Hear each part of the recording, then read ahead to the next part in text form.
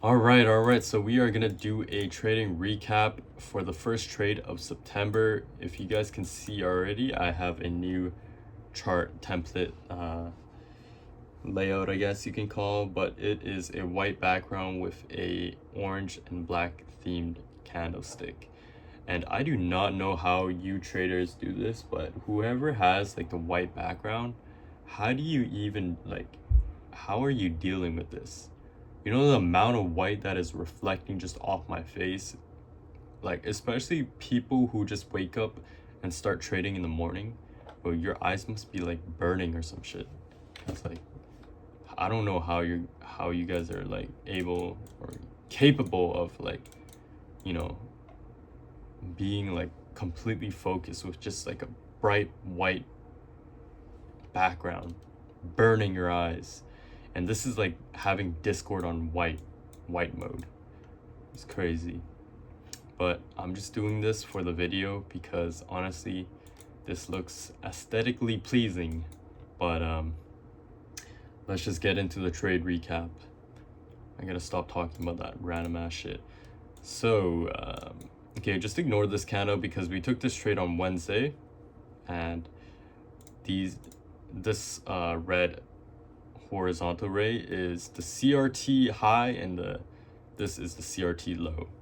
So yeah, I use CRT to determine the daily bias of today, and we ended up coming down to this low, sweeping it, and then kind of rejecting off it. But you need more confluence, and we'll get to that. But we will scale down to the 4-hour and the 1-hour first. So on the 4-hour, I didn't really see much. We had a whole bunch of liquidity right over here, but we never really tapped into it. We did have news today, and I waited till the 7 o'clock news. So we are not going to really talk about the 4-hour, but the 1-hour. We have liquidity here. We have liquidity here. Also could be here, but I would honestly put liquidity as here. But we managed to tap into this liquidity or sweep liquidity from this low right over here on the 1-hour. And in my opinion, I think that was pretty much enough. But you can also scale down to the 30 and 15 minute. I'm gonna just do the 15 minute because it's more easier, I guess. But you could see a sweep of liquidity here too. And this was just from the news. So going on to the 5 minute, I'll talk about what this is later. But let's just get to the 5 minutes. So initially I wanted to have my TP here, or my not my TP, my stop loss here, but we invalidated this 5 minute fair value gap. So I didn't want to have my stop loss at this level because that would have been a little too much of a stop loss. This already is a huge stop loss because I don't really have that big stop losses in usually my trades. So this was pretty big just from today. But another 5 minute fair value gap here. We could have had our stop loss here just for safety, just for like a safety boundary, I guess you could call it. But like I said, I did not want to have it there because it was just too big already. But yeah, let's get to the 1 minute. 1 minute is really the executions. So what I've learned recently is that how you want to get a really good entry is that you want to wait for a breakout structure. So this is the breakout structure that we get, and this is after the 7 o'clock news and also the liquidity sweep. So we did get, okay, let me just talk about the 1-hour. We did get a liquidity sweep on the 1-hour, so that's the high time frame liquidity sweep checked off. Now we scale down to the lower, and then now we get the 5 minute liquidity sweep, so you can check that.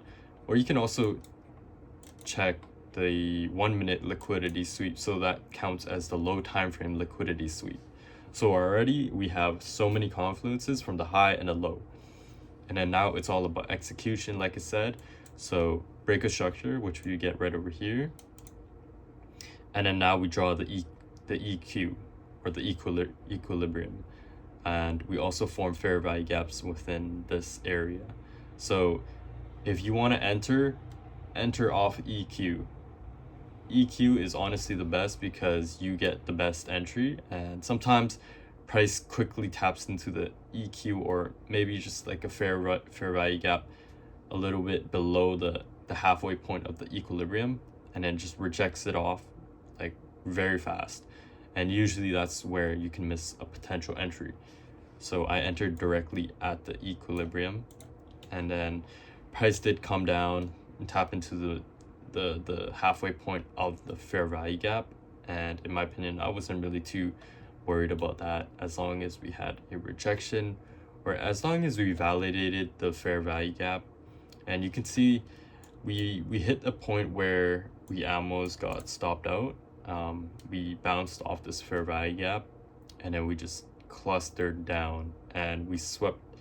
Well, we didn't sweep. I guess we broke a structure to the downside from this candle, and we could have continued lower and got stopped out, but luckily that didn't happen. And I kept my stop loss just below this EQ, I guess, but usually I don't have that as my stop loss. So then later on, we reached down these lows again, and then we just continued to the upside, heading all the way up here.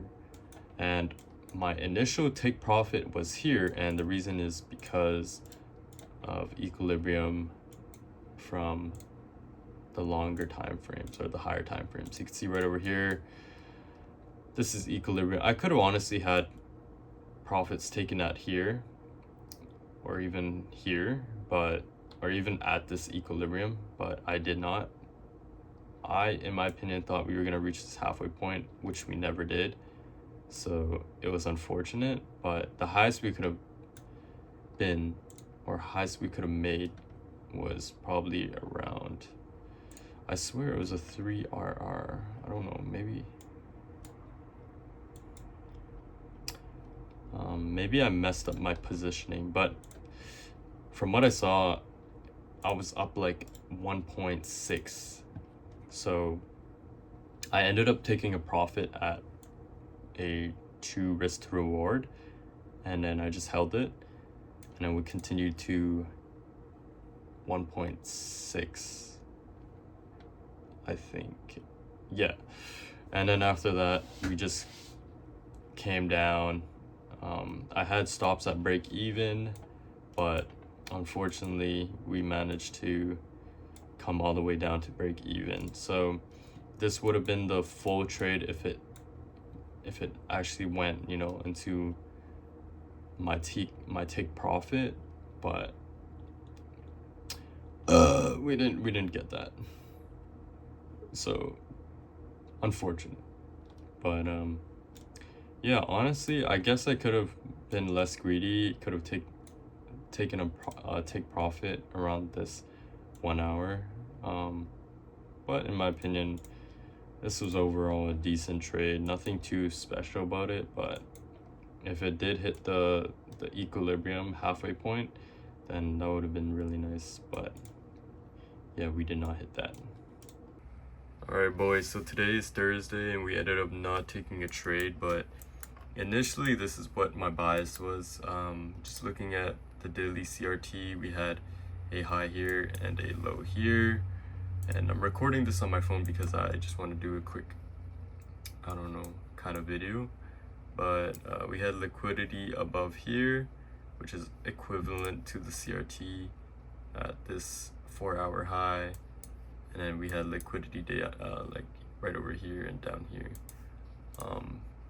But overall, once we tapped into this high, I was looking for a short.